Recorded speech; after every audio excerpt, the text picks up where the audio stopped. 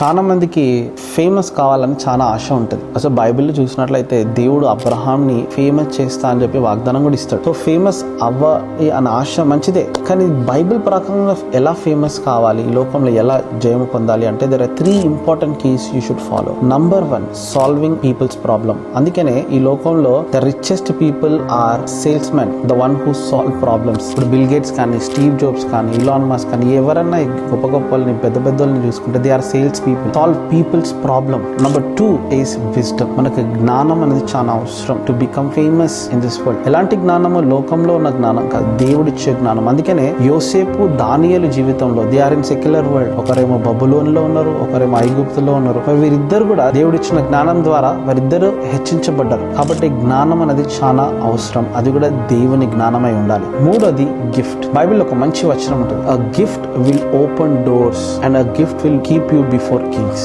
దేవుడు నీలో ఏదో ఒక గిఫ్ట్ ఉంచి ఉన్నాడు. ఆ గిఫ్ట్ ఏంటిదో అనేది నువ్వు దేవునిలో ఉండి తెలుసుకున్నట్లయితే ఆ గిఫ్ట్ రాజుల ఎదుట నిన్ను నిలబెడుతుంది. God bless.